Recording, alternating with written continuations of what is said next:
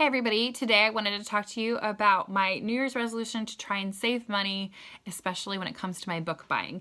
If you've been around the booktube channels, it's really easy to get the green-eyed monster when you look at everybody's hauls and all of the TBRs with the beautiful hardcovers and the different editions that they collect. And yeah, we all know it's fun to have nice books, but it's just not feasible long-term. As far as even bookshelf space, we are maxed out at my house.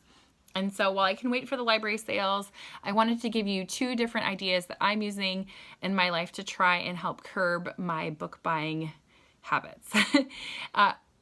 There are times, obviously, where the library is the best option. If you're not sure about a book and you just want to check it out and then return it, if you only know you're going to read it one time, the library is a great thing. However, sometimes I want to mark it up, or I know I'll have it for a few months, or I really want to have a beautiful edition of a book that I loved. Or there's also one book on here I'll probably talk about at some point where I get extra copies because I want to hand them out or I want to loan them, and I don't want to necessarily not have my copy. So in those cases, I buy books. And these are the two things that I'm doing to help try and keep that at a reasonable amount of my budget. First up is the website called betterworldbooks.com. I heard about this from one of my girlfriends, and if you've used Amazon used books, you've seen them as one of the sellers. But the thing I like about going directly to betterworldbooks.com is they have free shipping. A lot of their books are only about $3, $4. Sometimes they even have sales and you can get an extra one if you buy 4 or something like that. And so it's really a phenomenal way to buy books used if you don't feel like you can afford the full cover price. I really don't want to feed into the Amazon monster that owns a lot of my buying purchase habits. So for me, it was a great option. They also give their proceeds to charities. It'll even tell you which charities when you go to check them out. And the other thing I really like is on Amazon used, it will not always be the cover that you have thought you bought.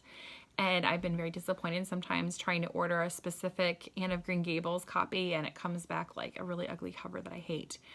betterworldbooks.com, I've never had that problem. The cover that I order is the one that I get, and a lot of times they'll even tell you if it's a used copy or a library copy or whatever in the description of the item. So that's another great reason to go with betterworldbooks.com. I really have enjoyed that website. I wanted to kind of show you, I never really do hauls on here because I, again, don't want to contribute to everybody's envy. But this stack right here, I got for $23. And I'll go ahead and just show you so you can kind of see the quality. Sometimes they do have the stickers on the side you have to peel off, but I got this copy of Emma, this one of Jane Eyre. It's just so pretty. Hardcover of When Everything Changed, The Amazing Journey of American Women from 1960 to the President by Gail Collins. This, I have the first version of before 1960, and I really wanted to mark up the next one. And these ones I'm so excited about. I've been slowly collecting these Anne of Green Gables covers by Source Books. I mean, look at that. They're good condition. I did have to peel some stickers off, but they were good. I think all of these were all $3.98, so I got one for free. And then I've been slowly getting the Mad Adams series. I got the third one from the library book sale and didn't realize they didn't have the second or the first two. So there's The Year of the Flood and Oryx and Crake by Margaret Atwood that I really want to get through this year. These are, again, hardcover copies, $3.98 on betterworldbooks.com.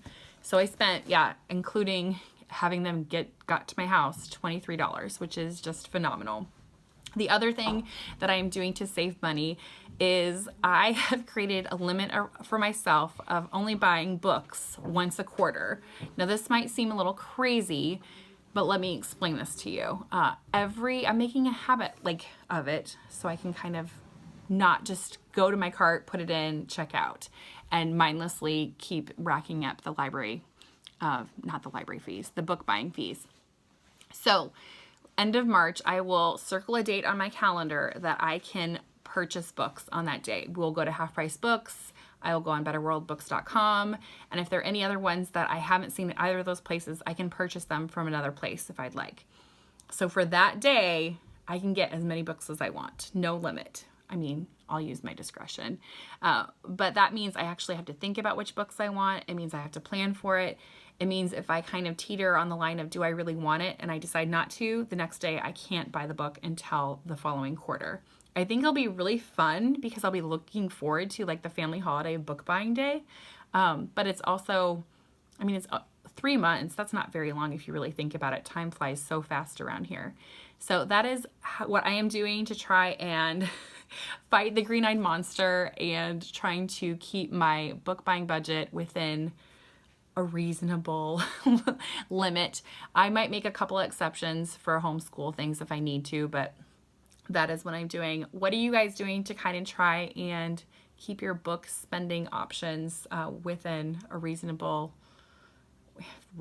I know it's such a debatable term, but I would love to know. Go ahead and put it in the comments. I will talk to you guys later. Bye.